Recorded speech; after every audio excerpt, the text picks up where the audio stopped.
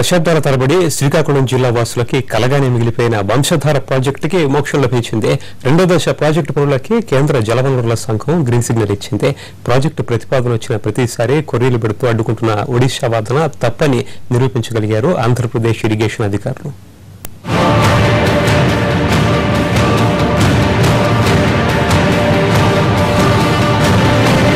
వంశధార నదీ జలాల పంపకం విషయంలో ఆంధ్ర ఒడిశాల మధ్య దశాబ్దాల తరబడి వివాదం నడుస్తోంది. దీంతో ఏటా 100 టీఎంసీల నీరు సముద్రం పాలవుతోంది. భామిని మండలం నేరడి వద్ద బ్యారేజీ నిర్మాణానికి 1961లో శంకుస్థాపన చేశారు నాటి ముఖ్యమంత్రి దామోదరం సంజీవయ్య. తర్వాత రాజకీయ విభేదాలతో పనులు నిలిచిపోయాయి. ఆ తర్వాత కేంద్ర జలసంఘం సమక్షంలో నదిలో ప్రవహిస్తున్న 106 టీఎంసీల నీటిని ఏపీ, ఒడిశా సమానంగా ఉపయోగించుకునేలా ఒప్పందం కుదిరిందే తప్ప నేరడి బ్యారేజీ నిర్మాణానికి మోక్షం కలగలేదు. ఒడిశాలోని 106 ఎకరాల భూమి అవసరమవడమే ఇందుకు కారణం.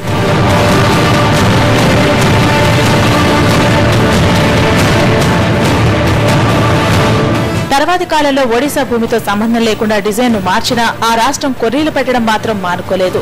వైఎస్ హయాంలో జలయజ్ఞం కింద ఈ బ్యారేజ్ ను చేర్చిన అడ్డంకులు తొలగలేదు. చివరికి సుప్రీంకోర్టు ఏర్పాటు చేసిన వంశధార ట్రిబ్యునల్ క్షేత్రస్థాయి పర్యటన జరిపింది. అదే సమయంలో ఏపీ అధికారులు వాళ్లకు వాస్తవ పరిస్థితులను వివరించడంలో విజయవంతమయ్యారు. దీంతో అడ్డంకులు తొలగిపోయాయి. 2 పంటలు ఇచ్చుకునే విధంగా మనకు బ్రహ్మాండంగా పండించుకునేందుకు నీరు కావాలంటే మనకు క్లియరెన్స్లు కావాలి. కాబట్టి మనకు 55 టీఎంసీలకు మన 53 టీఎంసీలు మన షేర్ ఉంది. కాబట్టి 50-50లో 53 టీఎంసీలు మనం వాడుకోవచ్చు. దానికి మనం ప్రతిపాదనలు అన్ని ఎప్పుడో జలసంఘం ఆమోదించింది. దాంట్లో భాగంగానే మనం క్లియరెన్స్లు మనం తీసుకోవడం జరిగింది. ప్రాజెక్టుకు లైన్ క్లియర్ అయిన ఈ ఏడాది ఏపీ బడ్జెట్ లో వంశధార ప్రాజెక్టుకి 18 కోట్లు మాత్రమే కేటాయించడంపై అసంతృప్తి వ్యక్తమవుతోంది. నిధులు పెంచి వీలైనంత త్వరగా బ్యారేజ్ నిర్మాణం పూర్తి చేస్తే ఈ ప్రాంతం మరో కోనసీమ కావడం ఖాయమంటున్నారు రైతులు. రైతాంగ ఆకాంక్ష వంశధార ప్రాజెక్టు, అలాగే కాటగడ్డ ప్రాజెక్టు. దానికి ఎన్నో సంవత్సరాల నుండి ఒరిస్సా ప్రభుత్వం కోర్టు ద్వారా ఆటంకాలు కల్పిస్తుంది. కొన్నాళ్ళకి మనకి లైన్ క్లియర్ అయింది కోర్టు ద్వారా. ఈ అవకాశాన్ని సద్వినియోగం చేసుకునే వీలైన తొందరగా ఆ ప్రాజెక్టు నిర్మాణానికి మన ఏపీ ప్రభుత్వం చర్యలు చేపట్టాలి.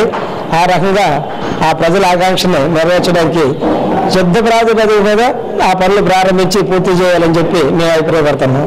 ఏదో ఒక వంక పెట్టి ఒడిశా ప్రభుత్వం మళ్లీ అడ్డంకులు సృష్టించక ముందే ఏపీ ప్రభుత్వం వంశధార స్టేజ్ 2ని పూర్తి చేయాలని విజ్ఞప్తి చేస్తున్నారు రైతులు. న్యూస్ ఆన్లైన్లో చిన్న బ్రేక్ తీసుకుందాం.